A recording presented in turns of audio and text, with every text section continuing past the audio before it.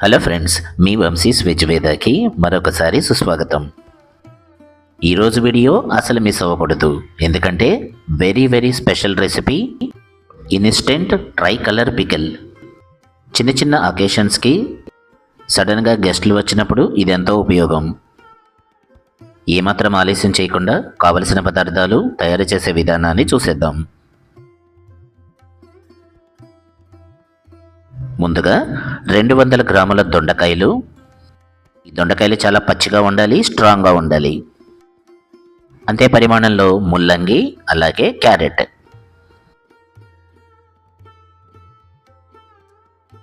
కొద్దిగా ఆయిల్, రుచికి సరిపడా ఉప్పు, అంతే పరిమాణంలో కాశ్మీరీ చిల్లీ పౌడర్, తాలింపు దినుసులు, కొద్దిగా కరివేపాకు,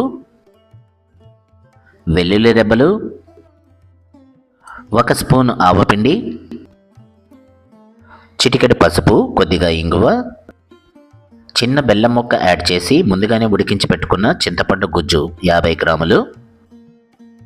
ప్రతి బైట్లో కమ్మదనం, రుచి, అంతే క్రంచీనెస్. రండి ప్రయోగాన్ని మొదలు పెట్టేద్దాం.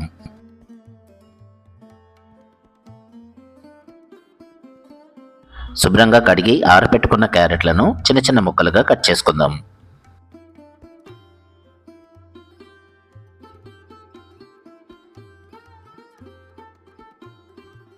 అలాగే ముల్లంగి.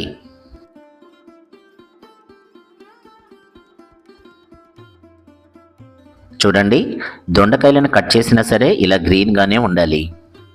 అప్పుడు మాత్రమే ఈ పికిల్ ఎంతో రుచిగా మరెంతో క్రంచీగా ఉంటుంది.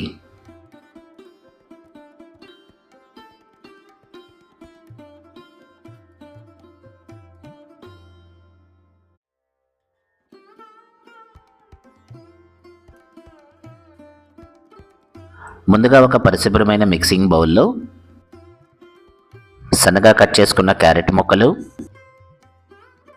సన్నగా కట్ చేసిన ముల్లంగి, అలాగే దొండకాయ ముక్కలు.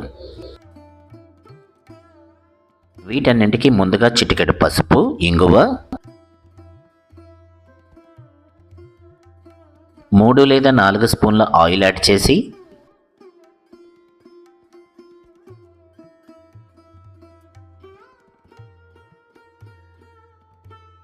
ఇవన్నీ ముక్కలకి ఈవెన్గా పట్టుకునేటట్లు కలిపి పెట్టుకోండి. ఆ తర్వాత ఉప్పు, కాశ్మీరీ చిల్లీ పౌడర్,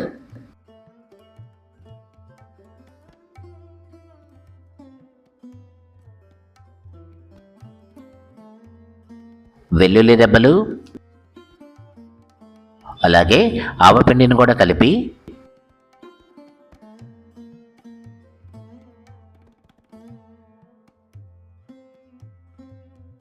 మరొకసారి చక్కగా కలిపి పెట్టేసుకుందాం.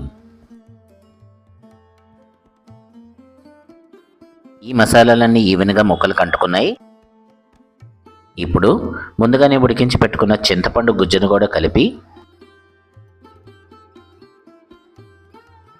మరొకసారి కలిపి పెట్టుకుందాం. చింతపండు గుజ్జు కూడా బాగా కలిసిన తర్వాత కొద్దిగా ఆయిల్. ఆల్మోస్ట్ రెడీ అయిపోయింది. కాస్త తాలింపును కూడా సిద్ధం చేసేద్దాం.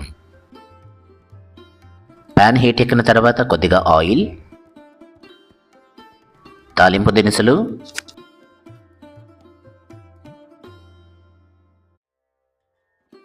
కాస్త క్రష్ చేసుకున్న వెల్లుల్లి రెబ్బలు, కొద్దిగా కరివేపాకు, చిటికెడు పసుపు, కొద్దిగా ఇంగువ. తాలింపు రెడీ అయిపోయింది. ఈ తాలింపును ఈ పికిల్కి యాడ్ చేసేద్దాం.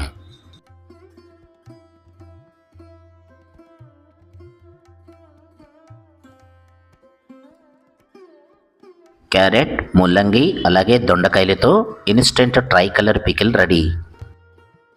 సడన్గా వచ్చే చిన్న చిన్న గ్యాదరింగ్స్కి ఈ పికిల్ ఎంతగానో ఉపయోగపడుతుంది.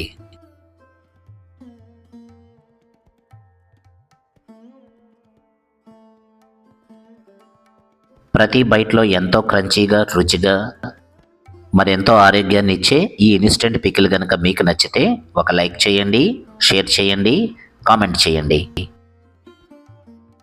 మరిన్ని రెసిపీల కోసం సబ్స్క్రైబ్ చేయటం మర్చిపోకండి. అలాగే బెల్ ఐకాన్ను తప్పనిసరిగా యాక్టివేట్ చేసుకోండి. ఈ రెసిపీ మీద మీ విలువైన అభిప్రాయాన్ని కామెంట్ సెక్షన్లో తెలియచేయండి.